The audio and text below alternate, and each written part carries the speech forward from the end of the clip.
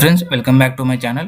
Friends RRB NTPC exam analysis 6th June third shift సంబంధించిన GK questions చూసేద్దాం friends. 6th June first shift second shift చూడని వాళ్ళు పైన ఐకార్ట్లో ఉంటుంది ఫ్రెండ్స్. సో చూసేయండి.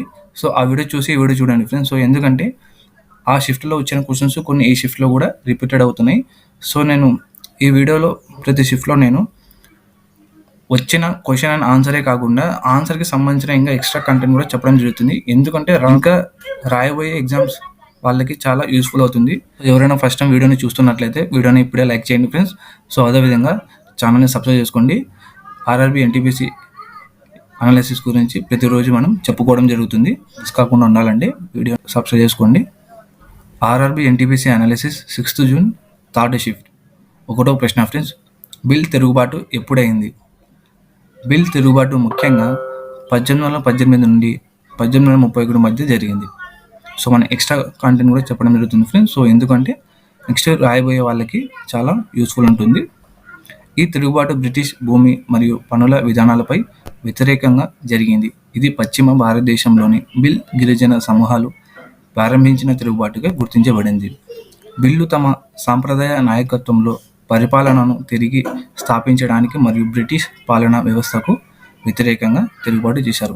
సో ఫ్రెండ్స్ ఈ క్వశ్చన్లో కంటెంట్ మీకు చాలా లెంత్గా అనిపించవచ్చు, కానీ నెక్స్ట్ ఎగ్జామ్లో సో బిల్ తిరుగుబాటు దేని మధ్య జరిగిందని అడగొచ్చు.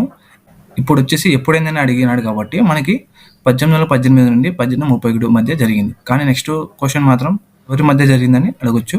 దో ప్రశ్న ఫ్రెండ్స్, అభిధామ పీఠకంలో ఏ అంశాల అధ్యయనం జరుగుతుంది? అభిధామ పీఠకంలో ప్రధానంగా బౌద్ధ ధర్మంలోని తత్వ శాస్త్రం సిద్ధాంతాలు, మనోవిజ్ఞానం, తర్కశాస్త్రం, నైతికత మరియు మీమాంస వంటి అంశాల అధ్యయనం జరుగుతుంది. ఇది బుద్ధిని బోధనలపై ఆధారపడి ఉన్న విస్తృత శాస్త్రీయ విశ్లేషణ మరియు సంక్షిప్త వివరణ. ఇందులో బుద్ధిని వచనాలను ఒక సృహత సిద్ధాంత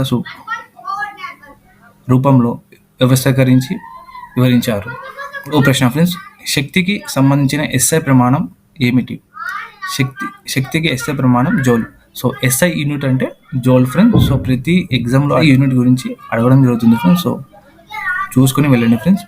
సో మన ఎక్స్ట్రా కంటెంట్ చూసుకుంటే, జౌల్ అనేది ఒక న్యూటన్ శక్తిని ఉపయోగించి ఒక వస్తువును 1 మీటర్ దూరం తరలించేందుకు అవసరమైన పనిగా నిర్వహించబడుతుంది.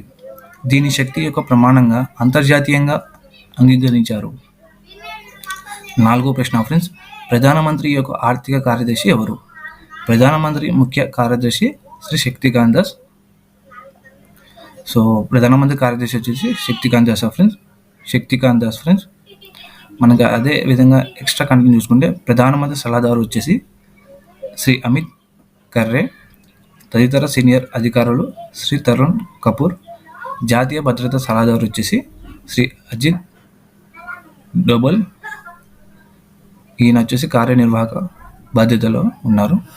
5వ ప్రశ్న ఫ్రెండ్స్, పవర్ పాయింట్లో ఒక కొత్త స్లైడ్ను చేర్చి shortcut Ctrl+M. So shortcut keys గురించి చూసుకోమని చెప్పాను ఫ్రెండ్స్. సో ప్రతి షిఫ్ట్లలో షార్ట్కట్ కీసే అడుగుతున్నారు ఫ్రెండ్స్. సో చూసుకొని వెళ్ళండి. కీబోర్డ్ షార్ట్కట్ని ఉపయోగించి మీరు పవర్ పాయింట్ ప్రజెంటేషన్లో వెంటనే ఒక కొత్త స్లైడ్ను చేర్చవచ్చు. 6వ ప్రశ్న ఫ్రెండ్స్, ప్రోటీన్ సంశ్లేషణ సమయంలో పిపెటెడ్ బండ్ అమినో ఆమ్లం యొక్క ఏ భాగాల మధ్య ఏర్పడుతుంది?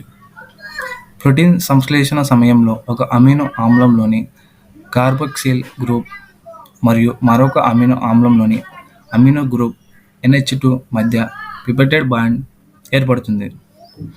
ఈ ప్రక్రియ డీహైడ్రేషన్ సంయోగం అంటారు, ఎందుకంటే ఈ బాండ్ ఏర్పడేటప్పుడు ఒక నీటి మాలిక్యూల్ విడుదల అవుతుంది.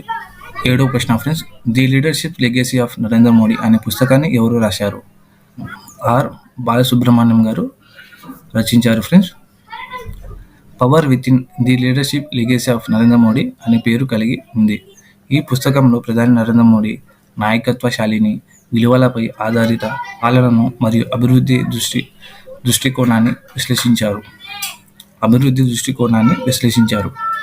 8వ ప్రశ్న ఫ్రెండ్స్, కార్యాచర్యంలో ఉన్న యువత వయసు శ్రేణి ఎంత?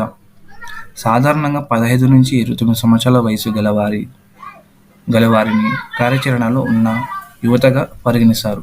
ఐక్యరాజ్య సమితి UN ప్రకారం 15 నుంచి 24 సంవత్సరాల వయసు గలవారిని యువతగా నిర్వహించింది. కానీ కొన్ని సందర్భంలో ఈ వయసు పరిమితి 35 సంవత్సరాల వరకు విస్తరించవచ్చు. భారతదేశ యువజన విధానం 2014 ప్రకారం 15 నుండి 29 సంవత్సరాల వయసు గలవారిని యువతగా పరిగణిస్తారు. 9వ ప్రశ్న ఫ్రెండ్స్, తూర్పు తీర మైదానాలు ఇక్కడ నుండి ఎక్కడి వరకు విస్తరించాయి? తూర్పు తీర మైదానాలు పశ్చిమ బెంగాల్ నుంచి కన్యాకుమారి వరకు విస్తరించి ఉన్నాయి. ఇవి బెంగాల్ గల్ఫ్, బెంగాల్ సముద్ర తీర మరియు తూర్పు ఘాట్ పర్వత శ్రేణి మధ్య ప్రాంతంలో ఉన్నాయి. ఈ మైదానాలు సుమారు 1700 కిలోమీటర్లు విస్తరించాయి. ఈ మైదానాల్లో మహానది, గోదావరి, కృష్ణ, కావేరి వంటి నదుల డెల్టా ప్రాంతాలు కూడా ఉన్నాయి. వీటి వల్ల ఈ భూభాగం అత్యంత సారవంతంగా ఉంటుంది. ఇదే ఫ్రెండ్స్ ఇవాల్టి వీడియోలో మనకి 6th జూన్ థర్డ్ షిఫ్ట్ జరిగిన GSGK క్వశ్చన్స్. సో మన ఓవరాల్ షిఫ్ట్ చూసుకుంటే మ్యాథమెటిక్స్ సెక్షన్లో సింప్లిఫికేషన్ నుంచి 3 క్వశ్చన్స్ వచ్చాయి, యావరేజ్ నుంచి 2 క్వశ్చన్స్ వచ్చాయి, CISI నుంచి 2 క్వశ్చన్స్ వచ్చాయి, టైమ్ అండ్ వర్క్ నుంచి 2 క్వశ్చన్స్ వచ్చాయి, మెన్సురేషన్ నుంచి 1 క్వశ్చన్, పర్సంటేజ్ నుంచి కూడా వచ్చాయి friends. So profit and loss నుంచి 3 క్వశ్చన్స్, స్టాటిక్స్ నుంచి 3 క్వశ్చన్స్, నెంబర్ సిస్టమ్ నుంచి వచ్చాయి, హైట్ అండ్ డిస్టెన్స్ నుంచి 1 క్వశ్చన్ వచ్చింది, APCP ట్రిగ్నోమెట్రీ నుంచి 1 క్వశ్చన్, ఆల్జిబ్రా నుంచి కూడా వచ్చాయి. మనకి రీజనింగ్ చూసుకుంటే మిర్రర్ ఇమేజెస్ నుంచి 2 క్వశ్చన్స్, జీకే సెక్షన్ నుంచి చూసుకుంటే కరెంట్ అఫైర్స్ నుంచి జూన్ 2024 ఫోకస్ చేస్తారు ఫ్రెండ్స్. సో చాలా వరకు ఇవే చూసుకొని వెళ్ళండి. స్పోర్ట్స్ అండ్ ఇంపార్టెంట్ నుంచి 8 to 9 క్వశ్చన్స్ అడుగుతున్నారు. సో కరెంట్ అఫైర్స్ పరంగా అడగొచ్చు మ్యాక్సిమం. పాలిటీ నుంచి ఆర్టికల్స్ అడుగుతున్నాను. సో ఆర్టికల్స్ ఖచ్చితంగా చూసుకుంటే ఫ్రెండ్స్ 1 to 51A వరకు. అదేవిధంగా షెడ్యూల్స్ 1 to 12 షెడ్యూల్స్ పక్కా కంపల్సరీ నేర్చుకోండి. టోటల్ పార్ట్స్ కూడా చూసుకోండి. రెవల్యూషన్ ఆఫ్ 1857 నుంచి 1857 వరకు అడుగుతున్నాడు.